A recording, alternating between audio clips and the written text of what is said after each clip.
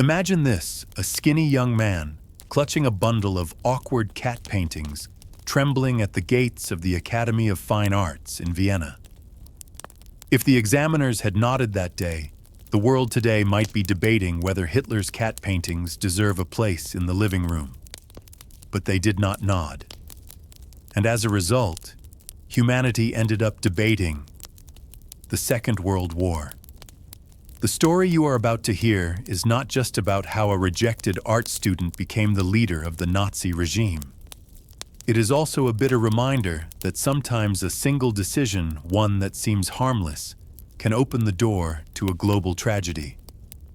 Before diving into this dark historical drama, if you are eager to uncover more forgotten truths, make sure to subscribe to the channel right now and let me know in the comments where you are listening from. I find it fascinating that we gathered from all corners of the world are sitting here connected by a shared curiosity about the strangest shadows of the past. Now get ready, because this is not your sleepy classroom history lesson.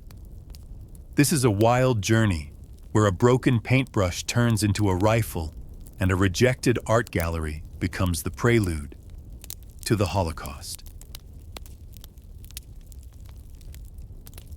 When the world almost got cats instead of war. You are a young man in your early 20s, scrawny. Your face looks like you just had a fight with the mirror.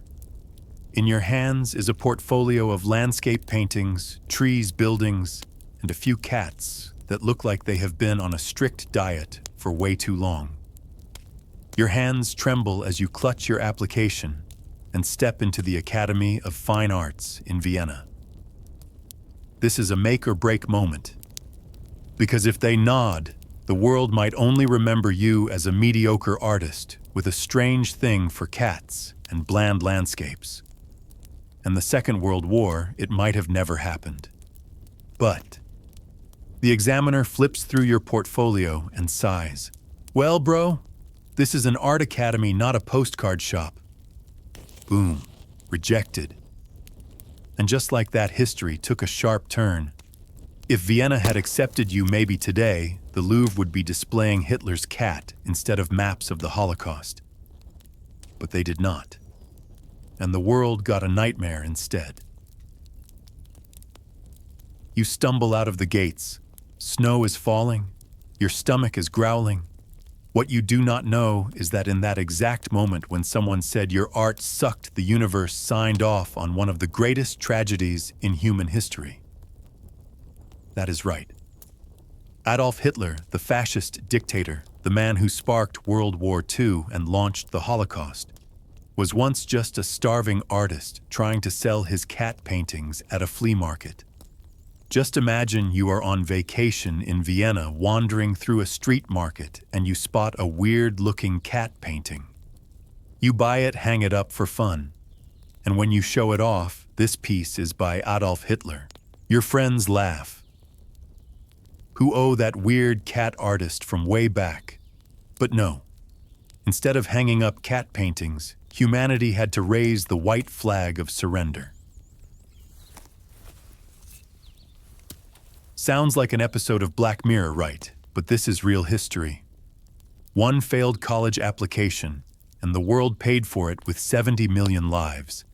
They call it the butterfly effect. Except in this case, it was not a butterfly. It was a badly drawn cat. Do you think Hitler cried that day? No. He was angry. Angry at life, angry at Vienna, angry at the system that failed to understand him. And from that moment, a thought began to take root in his mind.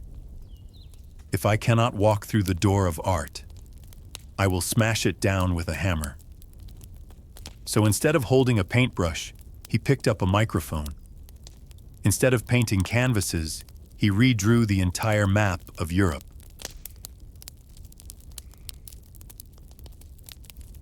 This story began like a cosmic joke. A guy flunks out of college, drifts around like a broke student, living off cheap postcards of bridges and buildings he sketched. Everyone thought he would disappear into obscurity, just another nameless, homeless man on the streets of Vienna. But no. That tiny failure became the fuel he used to turn himself into someone the world could never forget, even though everyone wishes they had never known his name. Now, picture yourself an American listener sitting on your couch with a glass of Coca-Cola, tuning into this podcast.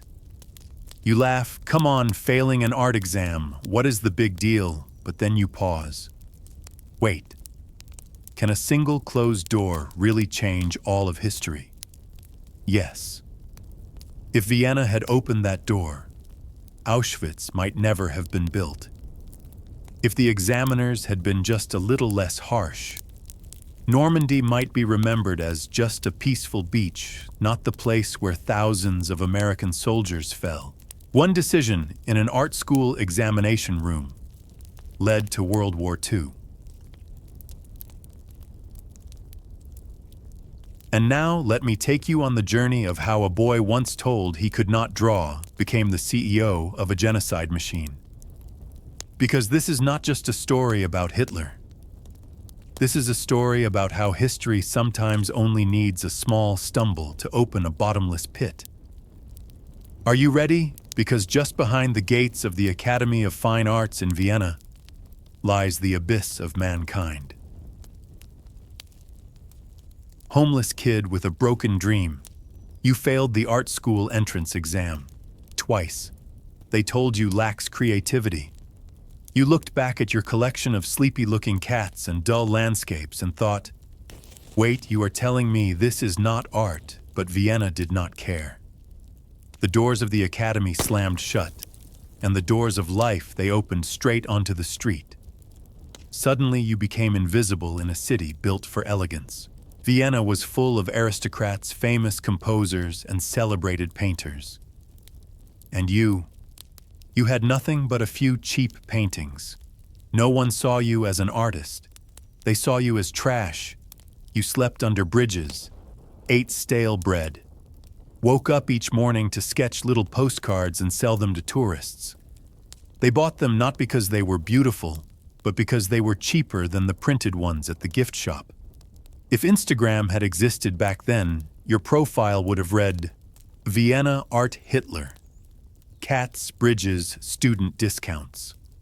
No feedback accepted, and every post would have gotten a handful of likes, mostly from bots. Sitting there drawing every day, the bitterness crept in, and the more bitter you became, the more the world seemed unfair. Other people had money, fame, opportunities. You had nothing. So you thought, there has to be someone behind this. Someone is out to get me. This was no longer personal failure. This had turned into a full-blown conspiracy theory starving artist edition. By day you wandered the streets. By night you slipped into beer halls. All around you were people just like you, broken veterans, laid-off workers, men who had given up on life. And you began to talk.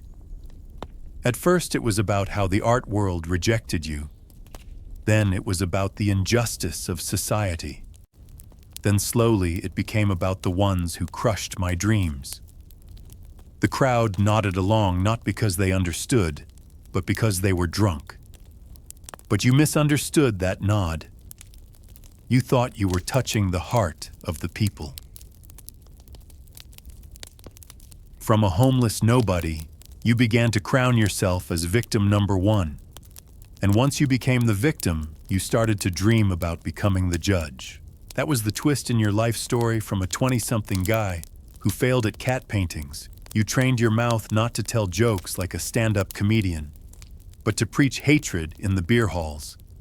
If Tinder had existed back then, no one would have swiped right on you. Job failed artist, currently unemployed. Hobbies complaining. No matches. And when the entire society swiped left, you thought, fine. I will build my own app where I am the only match. That app would later be called Nazism. Looking back, is it not a little absurd? A college reject, instead of giving up and becoming a barista, chose to turn failure into a reason to hate all of humanity. In that beer hall, you had no idea that every round of applause to your whining was actually the first round of funding for a political startup gone mad.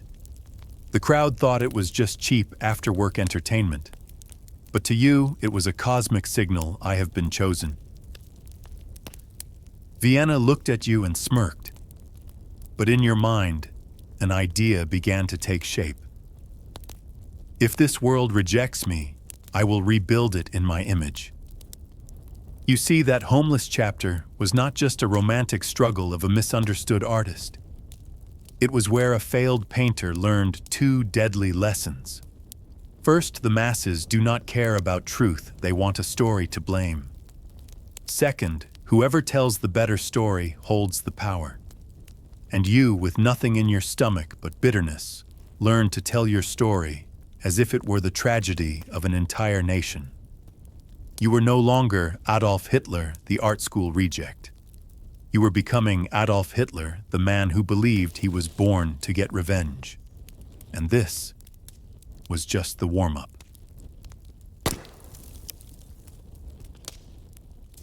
From pencil to rifle, you failed with a paintbrush. The world did not want to hang your cat paintings in any gallery. But then, another opportunity arrived. In 1914, gunfire erupted across Europe. The First World War had begun. Suddenly, your failure in Vienna no longer mattered. Because when an entire continent plunges into chaos, everyone needs a new role to play. And you chose yours, a soldier.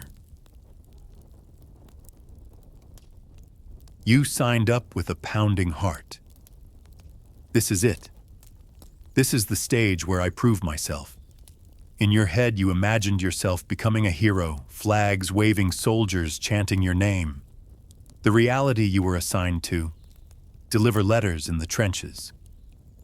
Yes, you dreamed of being Napoleon.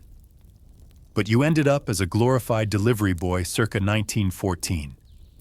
Every day you ran through mud and flying bullets, carrying love letters from soldiers to their sweethearts back home. Was it dramatic? Sure. But not like a Hollywood war film. It was more like UPS with hand grenades. But somehow, you felt happy. For the first time, you were no longer invisible. You wore a uniform. You had comrades. You felt like you belonged. Touching right. But hold on. That feeling of belonging would later become the spark that fueled your ambition. If the army could make you feel valuable, then an entire nation under your control could make you feel like a god. In the trenches, you survived battle after battle. Many died, but not you. You believed fate had chosen you. I cannot die. I have a mission. You were wounded and awarded a medal. Not some grand hero's honor, more like thanks for not dying while delivering the mail. But to you, it was proof the universe recognizes me. Then came the fateful day. 1918. Germany lost the war. You were in a hospital bed, temporarily blinded by poison gas. And when you opened your eyes, you heard the news: Germany has surrendered. You were crushed. Not because you loved peace, quite the opposite. You broke down because you felt betrayed. You believed the army still had fight left. You believed that with the right leader, Germany could have won. And you screamed in your mind, "Who stabbed us in the back?" And that was the moment the conspiracy theory took shape. You began to believe that there was a shadow force, a traitor from within, that had caused the nation to collapse. The truth: Germany lost because of poor decisions, economic collapse, and the combined might of Europe. But you did not want the truth. You wanted a story. And the story of a stab in the back just sounded a whole lot more exciting. You left the hospital. Go back to Vienna? No. Go back to selling postcards. Forget it. After wearing a uniform, you could never return to civilian life. You needed more than that. You looked around, the whole country was humiliated, starving, bitter, and you thought, if they are all as angry as I am, maybe I can turn that anger into power. If Reddit had existed back then, you would have started a subreddit called R Germany Did Nothing Wrong. Your first post: we did not lose because we were weak. We lost because we were betrayed. Thousands of rage-filled comments would have turned you into the most infamous mod on the site. But alas, no internet. So instead, you had beer halls, and you started talking. This time it was not about your personal failure. It was about the nation's failure. And in your mind, a new idea flickered. If I cannot become the artist who paints the world, then I will become the man who redraws its borders. The pencil became a rifle. The rifle became a microphone. And the microphone would one day become your weapon to control an entire country. In World War I, you were not yet Hitler, the Nazi dictator. You were just Hitler, the bitter mailman in the trenches. But that bitterness would soon become fuel for your next chapter, turning a military defeat into a promise of revenge. You are Adolf Hitler. You once carried love letters through the mud. But soon you will carry an entire nation in your hands. And this time what you are shipping is not mail.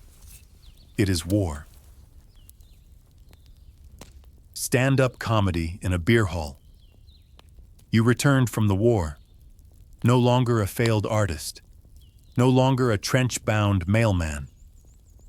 You were just a defeated man standing in the middle of a broken Germany, unemployment everywhere, an economy in ruins and inflation so high that a single loaf of bread cost an entire suitcase of cash. Everyone was angry, and when everyone is angry, the beer hall becomes the perfect place to unload all that rage. You walked in. There was no art gallery waiting for you, no heroic stage, just a smoky, suffocating room filled with cheap alcohol and tired men. People came here to drink, to curse, to forget. And you, the man who failed with a paintbrush, had now found a different weapon in your mouth. At first, you told the familiar tale, great Germany was betrayed. We did not lose because we were weak. We lost because of traitors, the crowd nodded. Partly because they were drunk. Partly because your story sounded exactly like what they wanted to believe. And you realized words are stronger than rifles.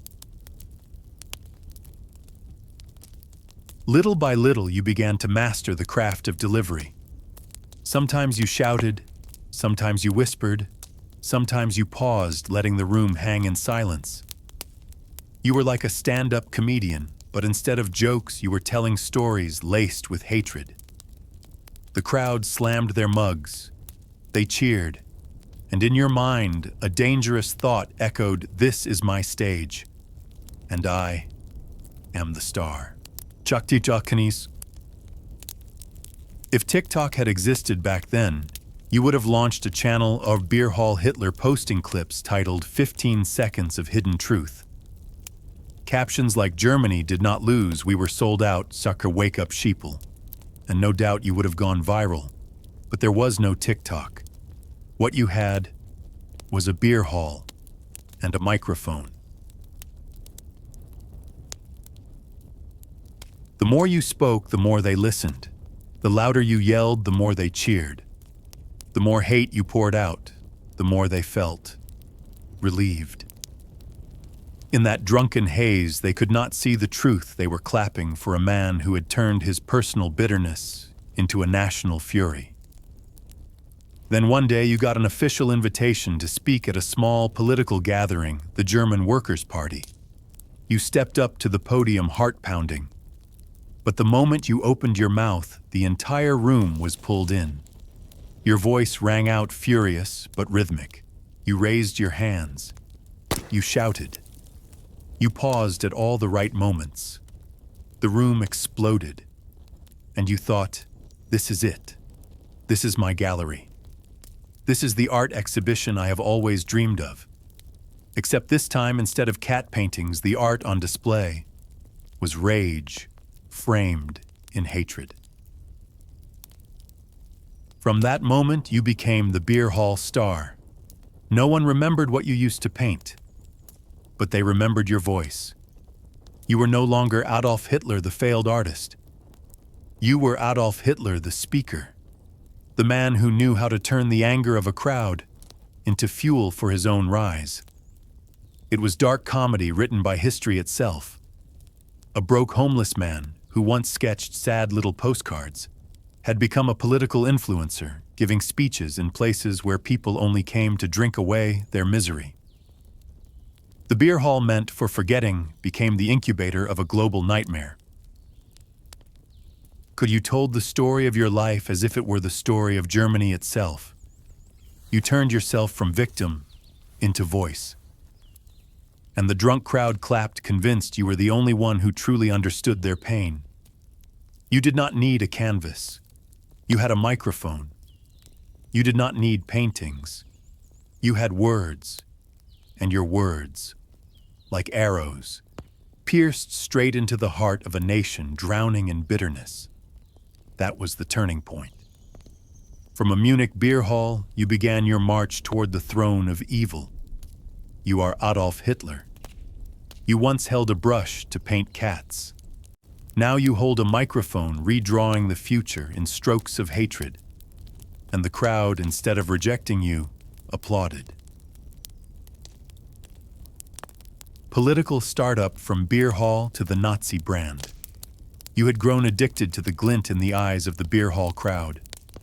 No one cared that you once failed art school. They only saw a man who could shout on their behalf. And you were hooked on that feeling. But the beer hall was just a launch pad. You needed something bigger. So you joined a tiny political group called the German Workers' Party. The name was so dull that if you printed it on a flyer, people might think it was a job seekers club. The party had only a few dozen members meeting in cramped rooms with rickety chairs, more like a chess club than a political force. You sat and listened to old men drone on about class economics in a sleepy monotone. And in your head, you thought, good grief, with branding like this, we will never go viral. You stood up to speak. No notes, no theory, just pure anger. The room sobered up instantly. People started paying attention. And you knew right away, this is the stage. And I am the only one who knows how to turn it into a show. But performance alone was not enough. You had already failed in art. This time you decided to play a game you had never played before branding. You rebranded the party. From the lifeless German Workers' Party to the sharp, aggressive National Socialist German Workers' Party, the Nazi Party. 3 short, punchy words. It sounded like the slogan of a sneaker company, but with a vibe of hatred. The logo, no more cats. You drew a swastika, a razor-sharp symbol, easy to print, easy to carve, easy to paint. One glance and people remembered. You turned a scrappy little club into a political startup, and you were the CEO, the CMO, and the head of drama all at once.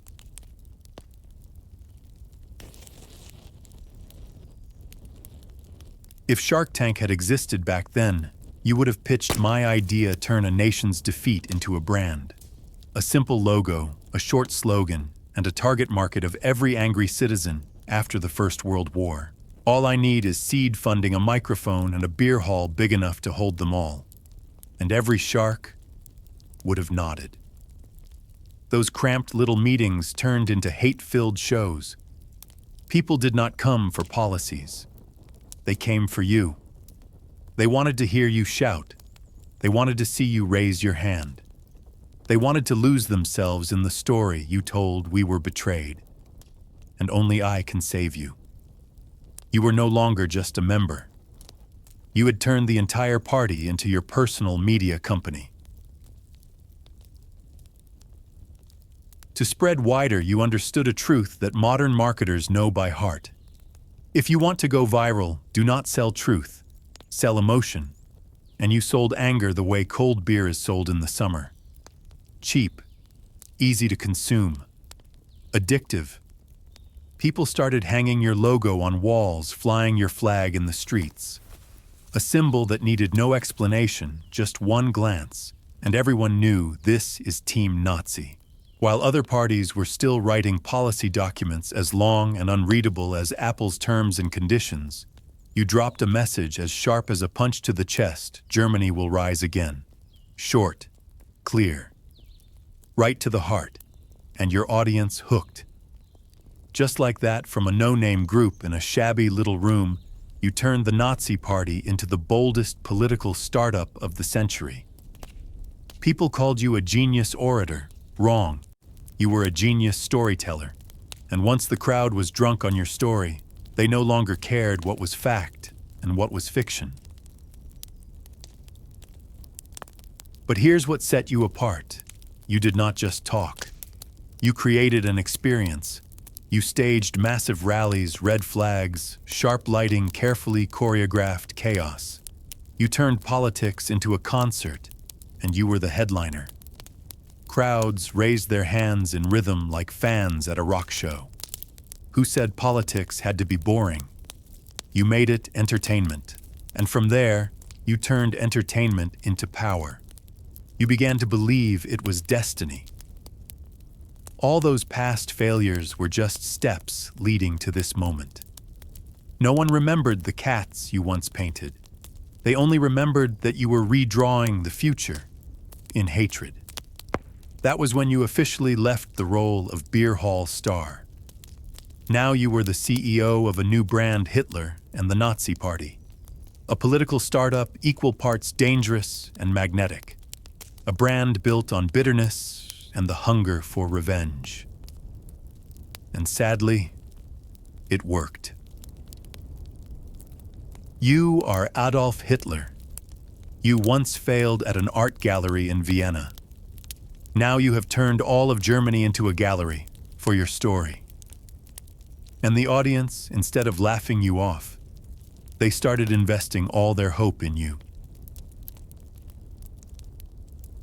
Listen, if your brain enjoys being poked by stories like this, the dark, the twisted, the oddly true, go ahead and hit that red subscribe button.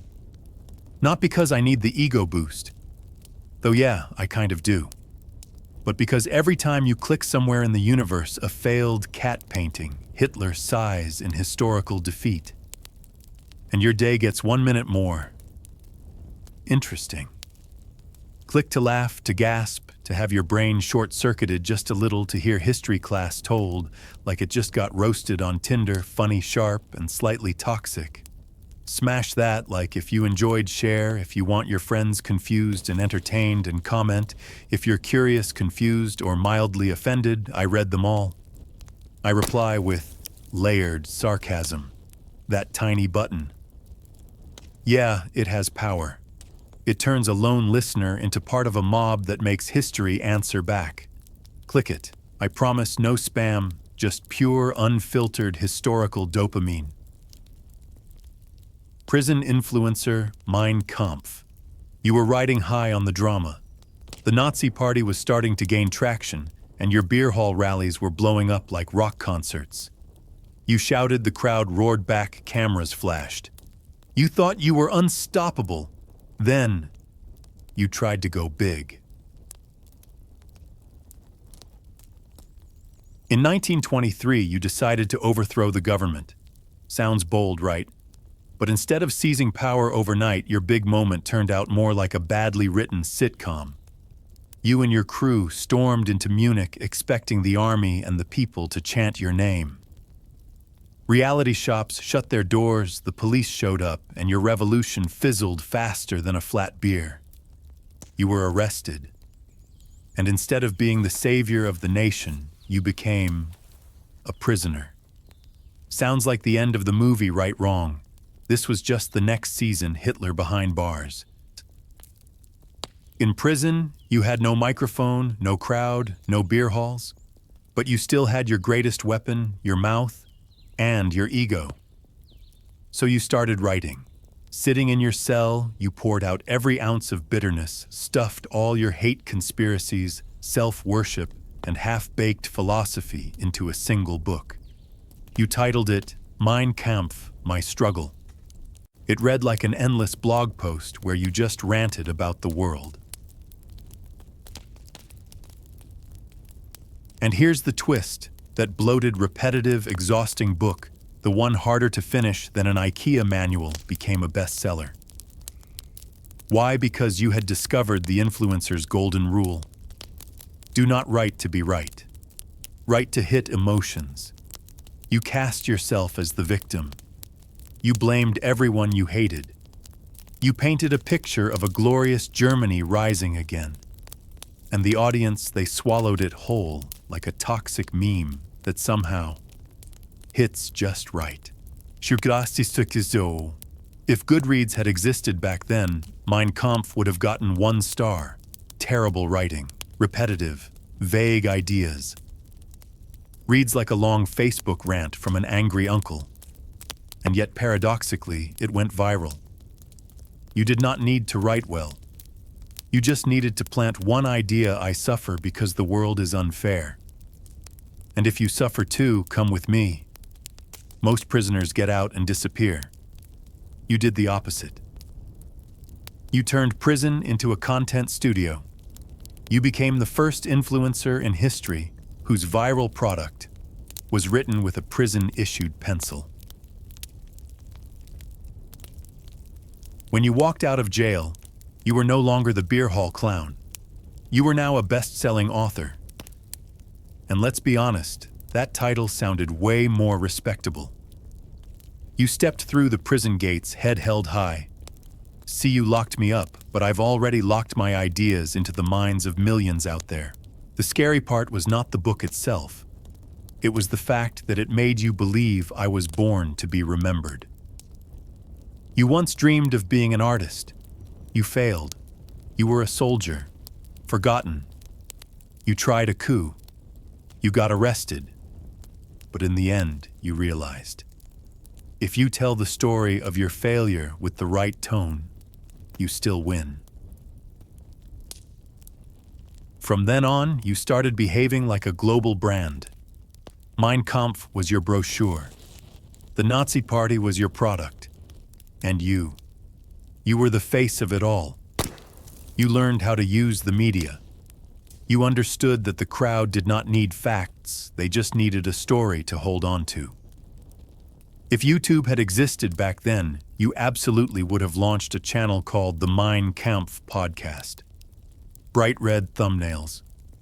Clickbait titles like The Truth They Do Not Want You to Know, and the comments. This guy really sees through the system. Better than any politician today. Subscribe, and you would laugh as long as they click. I win. So from a failed prisoner, you were reborn as a man who could move crowds. Not because you were right, but because you knew how to tell it right. You are Adolf Hitler. You turned a jail cell into a recording booth. You turned failure into content. You turned a terrible book into something viral. And the world, foolish as it was, handed you a bigger microphone the moment you walked out. From loser to Führer. You walked out of prison no longer the beer hall clown, and not just the author of a book more painful than an IKEA manual. You were now a symbol. The ironic twist: while you were locked up, Germany's economy had gone straight to hell. Inflation got so bad, people were pushing wheelbarrows full of cash just to buy a loaf of bread. The country was bitter, broken, and full of rage. In other words, Germany had become you circa your art school rejection. Poor, humiliated, angry, desperate to blame someone. You stepped in and said, "I know your pain. I was betrayed too. But I have a solution." And the people looked at you like some kind of life coach, the kind that sells cheap dreams that somehow hit the vibe just right. You promised, "I will make Germany great again." Sound familiar? Yes, you basically invented the original version of "Make X Great Again." You offered no clear economic strategy. You offered emotion. And when your stomach is empty, you do not want a policy paper, you want hope. You climbed. From tiny rallies to massive ones. From beer halls to public squares. From a few hundred to tens of thousands. You turned politics into a full-blown show, red flags, dramatic lighting, synchronized salutes. You were no longer a failure. You were the rock star of rage. But then, in 1933, the unthinkable happened. You were appointed Chancellor of Germany. From the guy who once wandered the streets selling cat paintings, you now sat on the throne of a nation. Crowds cheered. Elites shook your hand. Cameras flashed. And you smiled. You just handed the keys of an entire country to someone who flunked out of art school. Good luck. And you started acting like a true CEO. You purged rivals, consolidated power. You turned Germany into a monopoly with you as the sole operator. The people, they believed you were rebuilding the nation. But in truth, you were rebuilding the rage.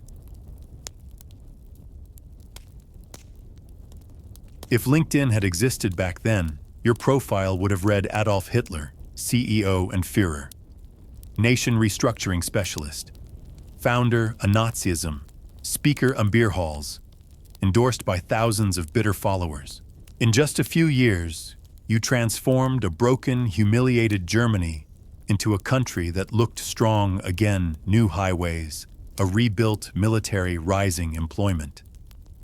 People looked around and said, "Wow, he is getting it done." But you were not doing it for the people. You were laying the foundation for your biggest play yet, war. You knew you had failed in World War I. Now you wanted revenge. Not just against foreign nations, but against the past. Against the version of yourself that had once failed.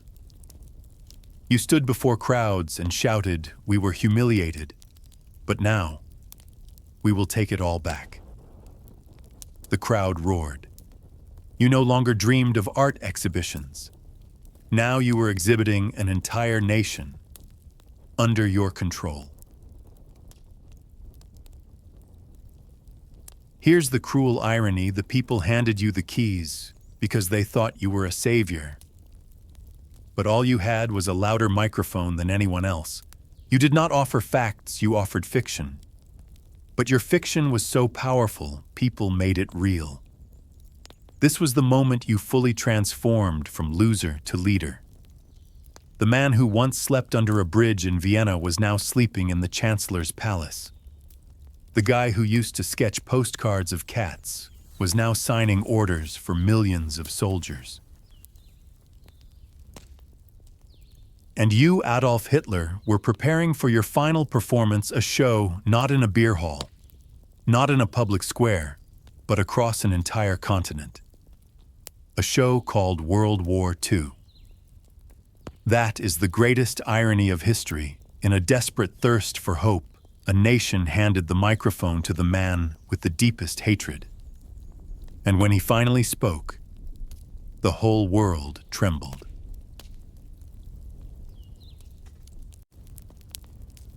Legacy of a failed artist.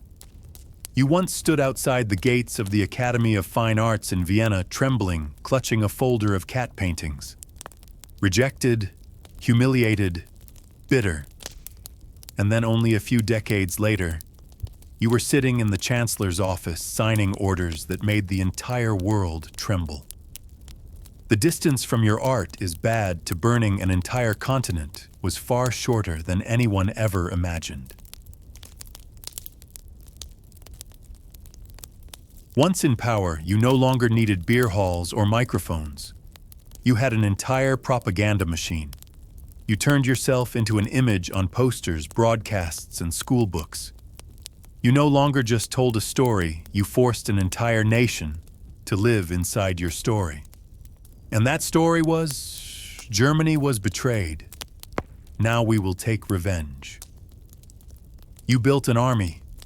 You expanded territory.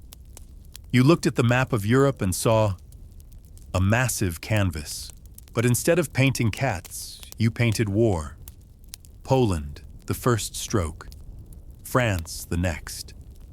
And soon the entire continent was trembling under your blood-soaked brush. But the darkest masterpiece you left behind was not drawn on maps. It was written in numbers: 6 million Jews murdered. Millions of prisoners, Roma people with disabilities and political dissidents, all vanished in the Holocaust. A vast gallery, but instead of hanging paintings, it hung ashes. If the Louvre was built to celebrate beauty, Auschwitz became a living museum of evil, and it bore your signature. The bitter irony, you once wanted a place inside the gallery of Vienna. But when you were denied, you created a gallery that humanity can never forget, a gallery of hell. You looked in the mirror. The failed artist was gone. The mailroom soldier was gone. Staring back at you was the face of the Führer, the man who had dragged the world into a sea of blood. And the terrifying question remains: if Vienna had nodded just once, would that face have ever appeared? In the end, as defeat closed in and the Allies advanced, you crawled into a bunker. No more spotlights. No more cheering crowds. Just you and cold concrete walls. You ended your life not as an old artist beside a canvas, but as a monster who knew his performance was over. But the story does not end there, because your legacy is not just a corpse in a bunker. It is the scar you left on all of humanity. A scar that forces us to ask, how does a mediocre failure become a world-shaking monster? Some say history is just a string of bad decisions. But in your case, it all started with something almost laughably small, an admissions board saying your art was bad. If Vienna had opened its doors, maybe the world today would be hanging your cat paintings in living rooms. But Vienna closed its doors, and the world had to raise the white flag instead. You are Adolf Hitler, from rejected art student to CEO of genocide, from pencil to rifle, from beer hall to battlefield, from denied gallery to Holocaust. That is the legacy of a failed artist, a legacy the world paid for with tens of millions of lives. And here is the final question for you, the listener. If one wrong door created Hitler, how many potential Hitlers are standing outside other doors right now, just waiting for a green light, if you are still here? Congratulations, you have just survived a full ride on history's darkest roller coaster, from a trembling artist to a dictator who made the world shake beneath his boots. And guess what? This journey you just took, it is only one of many twisted, painful, real stories that history still hides. If your brain hurts a bit, your heart is racing, and you feel like you laughed and flinched at the same time, that is exactly the vibe of this channel. So hit subscribe right now, so next time a story even stranger than this one drops, you will not miss it. Drop a comment below. What do you think would have happened if Vienna had accepted Hitler? And if this video made you stop and think, share it with that one friend who needs a historical slap in the face. And do not look away, because the next episode, it gets even crazier.